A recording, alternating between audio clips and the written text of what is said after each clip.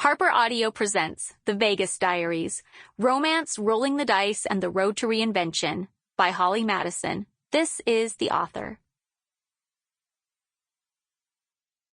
To Joe and Mama Irene. Author's note. First and foremost, thank you so much for deciding to come along on this journey with me.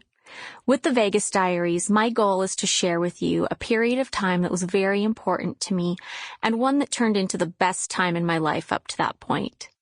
Chapter 1 begins in the spring of 2009. I was at my own personal rock bottom.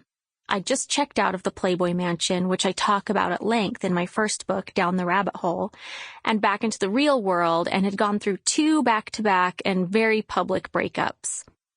I chose to start over. I had no job, no leads, very few real friends, a mountain of mistakes behind me, and a reputation as a reality show bimbo that was going to prove very hard to shake. I picked myself up off the ground, got out of town, and reinvented myself on my own terms. It's this story of learning to find my confidence and self-sufficiency set in the wild and crazy world of Las Vegas that I want to share.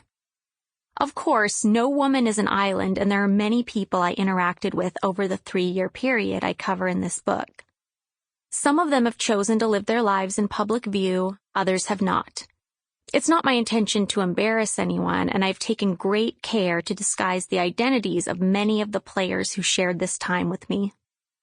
To that extent, some of the names you will hear in this book are real. Others are pseudonyms, in which case identifying details have also been changed. To ease the flow of the narrative and to protect people's privacy, a few of the characters are composites. However, all of the events in the story are based on actual events. All of the stories you will hear, how they affected me, and how they made me feel are true. This book is about me and the lessons I learned. People come in and out of our lives. We learn about them and we learn from them. I was fortunate to have all these characters come into my world when they did, because each and every one of them taught me something and contributed to my personal growth. There comes a time in all of our lives where we have to roll the dice, take a chance, and start over. This was mine. Thank you again for joining me on this wild ride. Prologue. The country here is rich and pleasant, but you must pass through rough and dangerous places before you reach the end of your journey. L. Frank Baum, The Wonderful Wizard of Oz. February 2002. The velvet curtain raised slowly, teasing the expectant audience, as a collective intake of air seemed to still the room. Inch by inch, a decadent pair of jaw-dropping red 6-inch stilettos were revealed, illuminated by a soft spotlight. Attached to those glittering heels were 2 perfectly toned legs that, as the curtain continued to rise, seemed to go on for miles. Seductively wrapped in silky, sheer stockings, these glamorous, glistening gams existed in a world of their own.